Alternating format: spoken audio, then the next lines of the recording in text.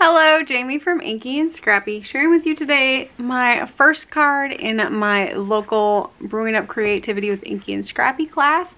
This one is done locally, so I have everything for them. If you can't, obviously, if you're on YouTube, you're probably not local to me, and that's fine, but it's one that you can probably recreate fairly simply. I will give you a multitude of mediums that you can use on the background piece instead of what I used if you don't have it. But this one's fairly simple. It's an A2 front, so 4 1/4 by 5 1/2. And then I do a smaller panel behind it in Watercolor Cardstock. So I'm going to bring this one in for my piece that's actually going to be colored underneath. So the butterflies are actually, just that back panel is colored, and so the butterflies aren't really colored, I guess. And then some black cardstock to go with that detailed butterfly die, and then I put just some regular old sequins on this one, but you don't have to even add them at all. I really didn't like them the first time, for a while after I added them. They've grown on me now. And then I just did a simple sentiment on the bottom. I did heat and emboss this one, so I will probably do that again today. And then we just applied it to an A2 style card base. I did top folding, but either works fine. So for my butterflies today, I used Tim Holtz mini detailed butterflies mini. There's 4 dies in the set, so it's not a huge set. I'm pretty sure I picked it up on clearance. So any butterfly die that has a detail overlay will work for this one, even if they don't have a detail overlay, but it's just the detailed part that it cuts out, those will work too. This one is a 2-piece butterfly, so it's got, of course, the solid piece here, which we're popping out anyways, and then the detailed piece, which will go as the inlay when we're ready for that part. So I do cut these with, I did a little bit heavier cardstock on this one. I went with about an 80-pound black cardstock. Sorry, it's not all the way weeded yet. And I cut those on my precision mat in my Sizzix Vagabond. I don't fuss with them at all. I run them through, they cut beautifully every time. I do have to weed them, which is the only downside, right? The only other thing we really need is that watercolor paper, and that's where we're going to start. So I'll tell you different mediums to use, right? Today I am going to come in with some Gelatos. These ones I picked up at Hobby Lobby on clearance. I think I paid like $2 a set or $3 a set. They were super cheap. For my first one, I did like a blues and teals and a little bit of purple. I think for this one, let's go a little bit more pinks. Pinks and reds maybe. I guess we could do a yellow in there. A yellow, red, and pink. I don't know. Some of them are, so I have both. The plain ones, and then some of the other ones have that mica, or they're a little bit shimmery or shiny, and so that's kind of a cool look to mix and match them. You don't need them all to be shiny. The other thing you can do is definitely go ahead and use either your Distress watercolor pencils would work for this technique, spray stains would work for this, watercolor would totally work for this. Keep in mind, the wetter you get your paper, the longer it's going to take to dry and the longer it's going to take to finish or complete your card, so keep that in mind. I think we'll go with these. I don't know if I'm going to like the pink and red mix, but we'll try it out. So for this one, let's see, this one's Metallic Melon, and Gelatos are pretty much just a color crayon, basically. I guess colored pencils, or colored, like, is it Tim Holtz Distress colored crayons would work as well with this style of technique, because we're really just kind of scribbling on some color. I'm not really worried about it looking the greatest right now, right? Because it's kind of going to look like a hot mess. So I just want to clean off the red that I went over there. So I kind of just have color laid down. I don't have any, I just scribbled it. I know ultimately my panel is going to lay over the top, so I want to make sure that I have color up here and where my, you know, I can move my panel around a little bit. Just keep in mind that anything that's hanging out you're going to have to cut off. So I try to keep it pretty easier on my end, right? So the other thing you can do with this one is do a shimmer spray over the top if you really want that mica look and feel to it, which I have not gotten around to do my other one in. I was going to do the Newton, this one, which is really good. The Winsor and Newton Iridescent Medium. I was going to put that one in a spray bottle with some extra water to kind of just make, basically making a glimmer mist, which is your Tattered Angels glimmer mist. Anything like this would work if you have it. You know, regular water works just fine. So with this one, you can do it two ways. You can go in with a brush and you can move it around with a brush. You can move it around with a foam. I think they come with like this little foam tool in the Gelatos. I'm just going to use my finger. It's a tool and it's, you know, attached to me, so I might as well. Now for this one, because I'm going with pinks and kind of like that purpley one, I kind of want to just hit those first, and feel free to add more water. I didn't do it on this. I think I did it on the back side last time, and so I might need a little bit more water on this one to make it move a little bit better. So once I've got this moving pretty good, I'm kind of going to come back. I just don't want my colors to mix completely because I want there to be some color variation there. And you could have started with the yellow if that's your thing. Now I think that bottom one is probably going to look a little too yellow, and I need to add a little bit more over here. So let's come in here, and then I'm going to come in with this one down here just to give me a little bit more movement of blending and color wise. And you can play with this one as much as you want, but really you just kind of want to smooth out that colored pencil and or line. And so I think I'm pretty happy with that look wise. I think we've got a good enough blend there. And keep in mind that the black overlay is going to go over that, so it's not that big of a deal.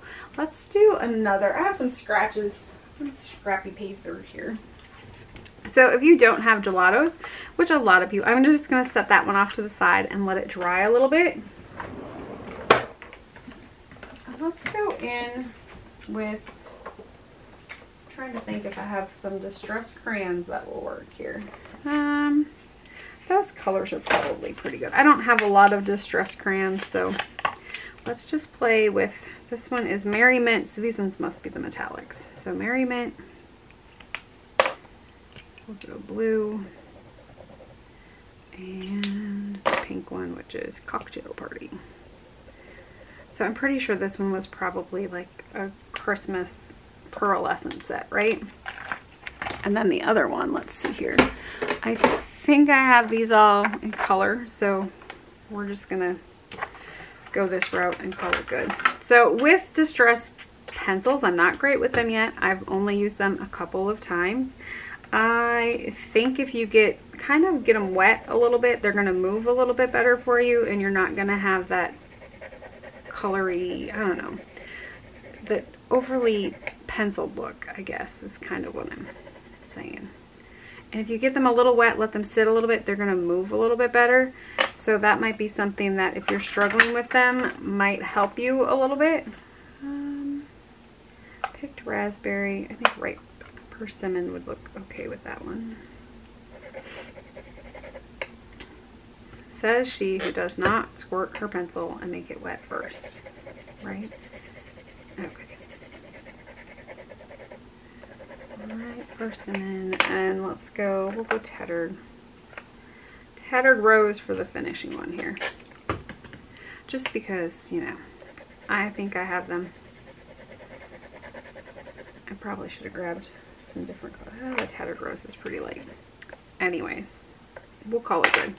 So I'm just going to add some water here and then just kind of move it a little bit more. I don't think I'm going to get as nice of a blend as I did with my Gelatos. The Gelatos are definitely an easier medium to move with your finger. And well, that one's already pearlescent. So I'm just added some of that glimmer mist to it. This should give it a pearlescent shimmer and shine when you are done. But this is one option that you can do if you don't have the gelatos.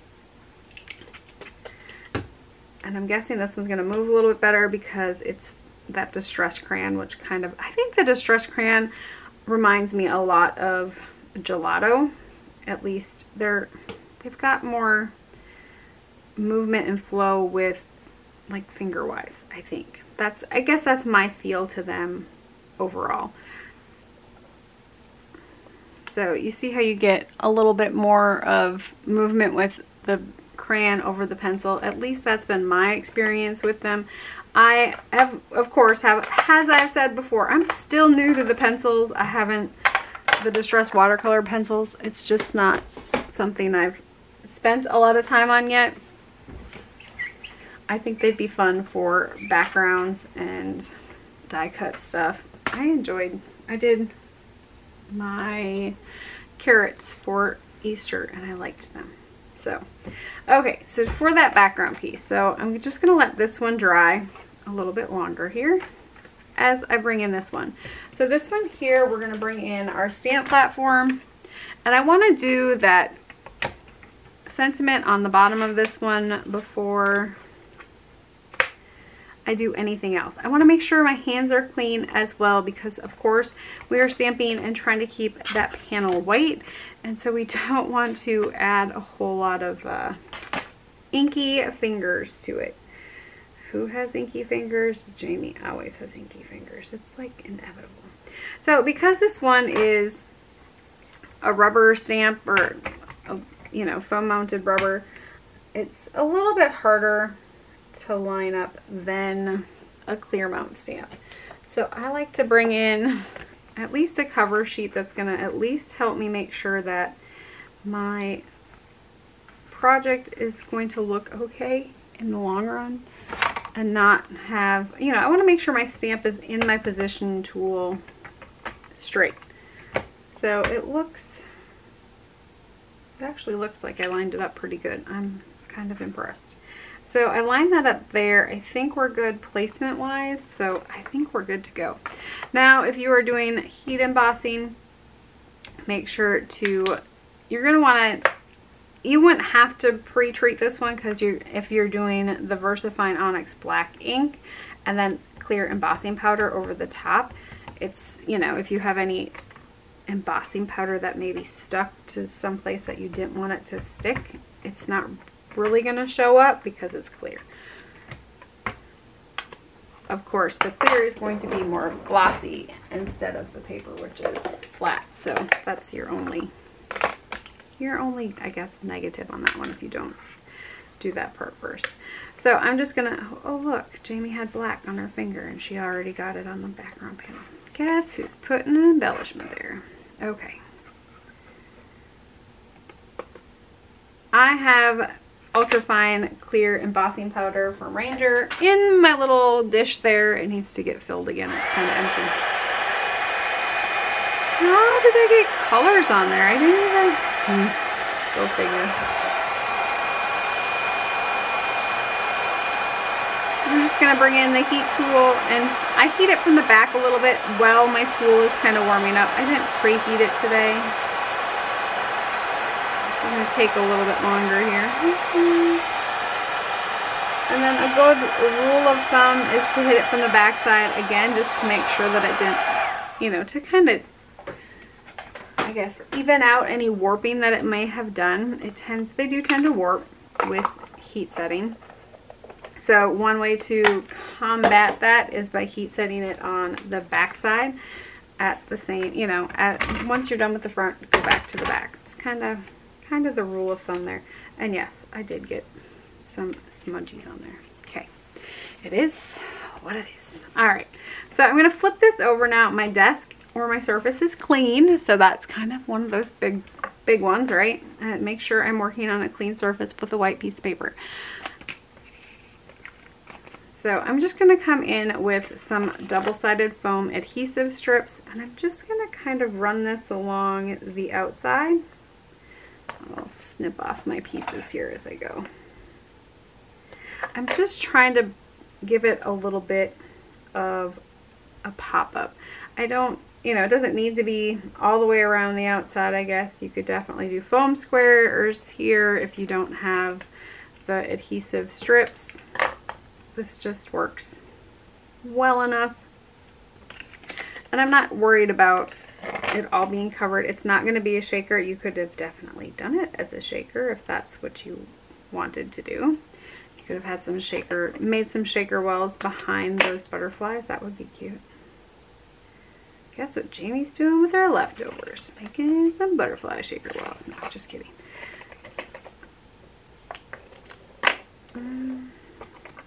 And so when I did the first one, I didn't do this. So let's see if this is going to work.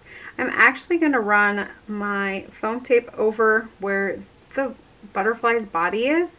This is the only part that the butterfly is going to, like the detailed cut wings are going to stick to. And by doing it this way, I don't think I'll have as many issues as I did on my original one. Sometimes when you do a card more than once, you know, figure out some of those things that maybe didn't go the greatest the first time around. And you can improve upon them the second time around. Oops.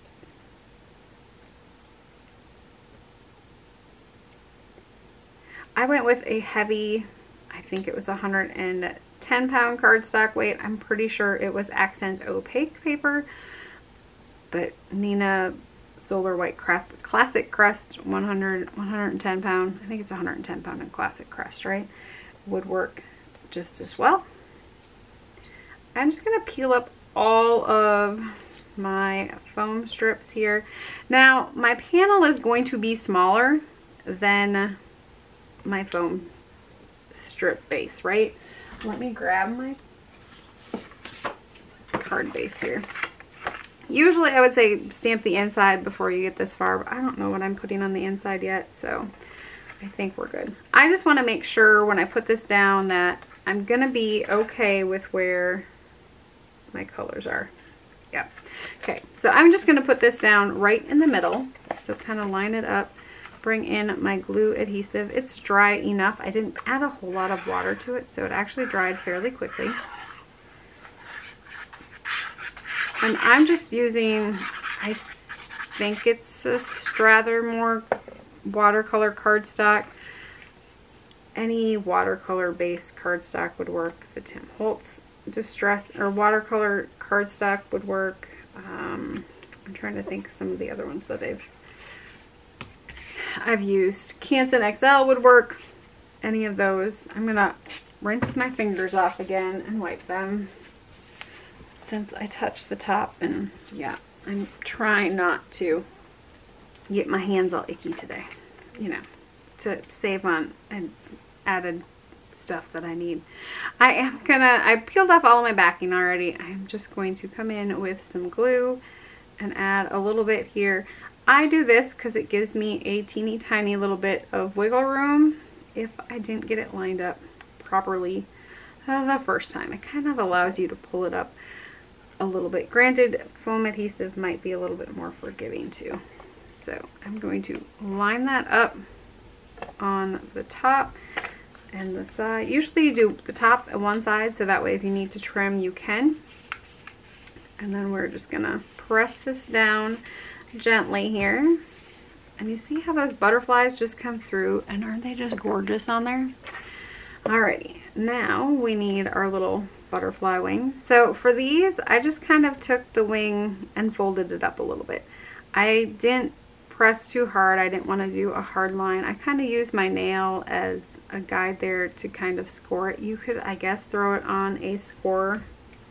Let's see, I need to make sure I get my right butterfly on my right butterfly. So the bodies are different. It's the easiest way to tell on these. So I did add a little bit of glue onto that foam tape, and this way I can just tap that right onto that glue, and it's on there. It's not, and I lost the other one. How did I lose the other one? I just had it. Child. Good Lord. Okay. You know that phrase, you'd lose your head if it wasn't attached? I think that was created just for me. Alrighty. couple of dots of glue again, and because I already have that foam adhesive sitting there, I can just kind of tap this one into place and then zhuzh up those wings a little bit. Of course, when it mails, they'll kind of go flat, but kind of leave them up a little bit when you actually mail it, and they kind of pop up when you get to that whole point. Now, my last one I used blues and purples, so of course I used blue and purple sequences. So for this one, since I used reds and yellows, and I don't have reds and yellows out, but I think for the most part here, I'm just going to come in with those whitish ones. I have some clear iridescent ones that would work as well. Of course, first we have to cover up Jaime's oopsie spot, and we just kind of go from there. So 1, 2, I kind of try to do a trail so you can kind of follow, it follows, I don't know, the theme of it, the flow, I guess. You could definitely add some little black ones in there if you wanted. Do I want to add little black ones in there? Maybe. Let's do. I mean, they're definitely going to pop a little bit more, aren't they? Let's do some white ones. Some glitter glue would work here. Nouveau crystal drops would work as well.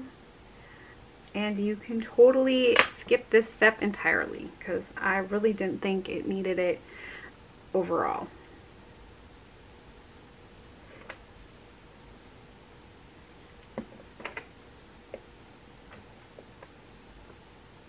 Boop, ba-doop, boop.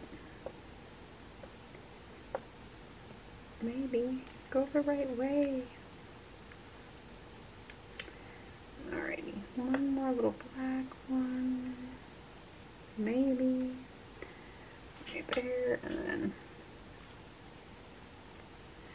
if you don't have a picker tool, it is definitely a handy dandy tool when placing little gems or sequences on your card fronts. And then let's see here, I want to add, so on my other one I just kind of put a dot of glitter glue or sickles right in the center to kind of cover up that little hole. Not that it would have needed it. It really doesn't. I like glitter though, so oh look, yep, there we go. Way to go.